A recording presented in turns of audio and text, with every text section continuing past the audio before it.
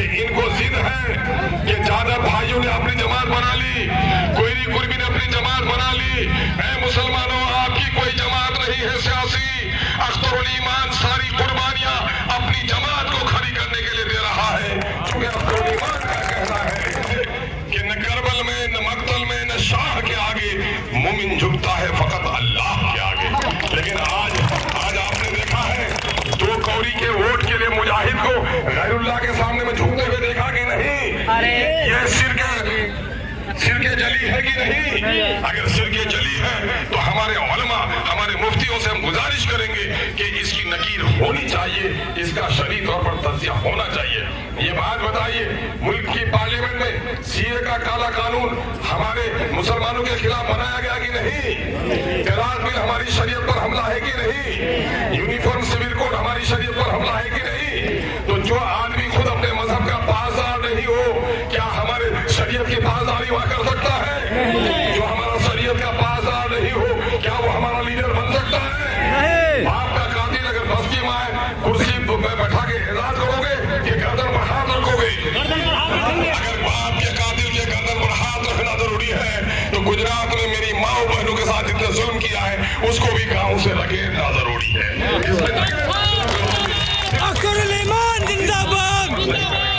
एक बात बोलो, आज पूरे मुल्क में दलित हो, मजलूम हो, दाढ़ी उखाड़ी जाए, टोपी उछाली जाए, पहलू खान का कत्ल हो, आवाज कौन उठाता पार्लियामेंट में? अवैसी उठाता कि नहीं उठाता है? मुझे वोट दीजिएगा तो कौन मजबूत होगा? और नहीं छोटा मोदी को वोट दीजिएगा तो कौन मजबूत होगा? तो क्या आप नरेंद्र मोदी को मजबूत होने देना चाहते हैं? नहीं देना चाहते तो आपको उठना होगा। अख्तरुल ईमान सिर्फ एमपी की लड़ाई नहीं लड़ता। कांग्रेस के लोग अब भी बाहर भी आके मेरी खुशामद करते रहे कि मेरे टिकट पर इलेक्शन लड़िए। मौलाना के इंतकाल के बाद भी मुझे कांग्रेस का टिकट ऑफर किया गया। मेरे चारों एमएलए के भागने के बाद भी मुझे नीतीश कुमार जी ने वजीर बनाने के खातिर पार्टी में शामिल होने का न्योता दिया। ये पागल दीवाना जो आपके सामने में खड़ा है, इन मौकों को क्यों छोड़ रहा है? इस मौके को इसलिए छोड़ रहा है कि इनको जिद है कि ज्यादा भाइयों ने अपनी जमात बना ली, कोयरी कुर्मी ने अपनी जमात बना ली। ऐ मुसलमानों, आपकी कोई जमात नहीं है सियासी। अख्तरुल ईमान सारी कुर्बानियां अपनी जमात को खड़ी करने के लिए दे रहा है, क्योंकि अख्तरुल ईमान का कहना है कि जिस जिस्म में सर नहीं है वो लाश है। जिस गांव का कोई सरदार नहीं है वो गांव बर्बाद है। और जिस कौम की कोई जमात नहीं है, कोई सियासी जमात नहीं है, वो भी मानिंदे लाश है। लाश बन के रहना चाहते हो या जिंदगी दिखाना चाहते हो? जिन लोगों ने हमारे एक आलिम को, एक नमाजी को दिल्ली के सड़क में 5 मिनट के लिए नमाज पढ़ते हुए लात मारी है, उसको लात मारना चाहते हो कि नहीं मारना चाहते हो? बिल्कुल। तो मैं क्या दिल्ली जाओगे लात मारने? नहीं। 26 तारीख को जब पतंग के निशान पर शहादत की उंगली दबाओगे, ऐसे जालिमों के सर पे लात नहीं जूते बरसेंगे इंशाअल्लाह। मैं कहता हूँ, मेरे बस्ती में भी कुछ लोग हैं, हमारा जदीशी ने जरा शर्म और हया और गैरत करो। तुम हो, मैं तुमको नहीं कर सकता। कल तक जब जदयू भाजपा में नहीं थे, जदयू में कोई बात न थी। अजमेर शरीफ गाड़ी जा रही थी, यूपी पहुंची तो अब ड्राइवर कहता अजमेर नहीं जाऊंगा, हरिद्वार जाऊंगा। तो हरिद्वार जाओगे या उतर जाओगे? लेकिन कुछ नामाकुल लोग हैं उतरना नहीं चाहते। तो इसके मतलब क्या है कि उसका अकीदा सही सालिम नहीं है।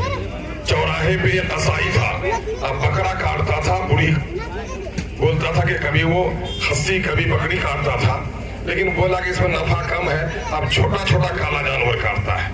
तो बाप दादा के जमाने से जिस कसाई से खस्सी का गोश्त खरीदते थे, अगर उसने जानवर बदल दिया है तो क्या उसकी दुकान बंद होगी कि नहीं बंद होगी? लेकिन कुछ लोग चाहता कि नहीं उसी की दुकान से लेंगे, चाहे हलाल हो हराम। तो ऐसे लोगों के लिए दुआ कर दीजिए। मैं तो कहता हूँ, इस कातिल से भी और मकतूल से हमदर्दी भी। ए मुनाफिक, अपनी इस मोहब्बत की जजा किससे मांगेगा? सजा खालिक को भी, इब्लीस से याराना भी। ए मुनाफिक, कल हश्र के मैदान में अपना अजर किससे मांगेगा? आपसे हम गुजारिश करते हैं, ये वोट आपका एक फरीजा है। समाज की तामीर और तश्कील की बुनियादी कड़ी है। सिर्फ वोट मत दीजिए बल्कि अपनी क़यादत खड़ी कीजिए। अख्तरुल ईमान को अगर आपने वोट दिया तो पहले से असदुद्दीन अवैसी का बाजू मजबूत होगा। तो इस मुल्क में हिंदू मुसलमानों के इत्तेहाद और इस मुल्क में शरीयत के तहफ़्फ़ुज़ और इस मुल्क में संविधान के सुरक्षा की बात और आईन की हुक्मरानी की बात करता है। आइए एक मरतबा मैं इनकलाबी नारा लगाऊं, मेरे साथ नारा लगाएंगे आप लोग? कांग्रेस ने जुल्म किया कि नहीं?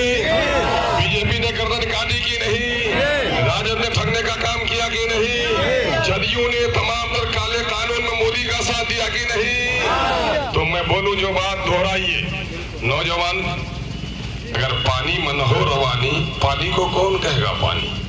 जवानों में जोश और जज्बा होना चाहिए, पेशानी पे गुस्से की लकीरें हो, बाजू में कुव्वत हो, आवाज ऐसी हो कि जालिम मोदी के कान के पर्दे फट जाए।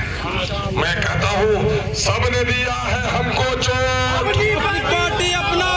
जो मैं बोलता हूँ बोलिए और आवाज से बोलिए, सबने दिया है हमको चोट,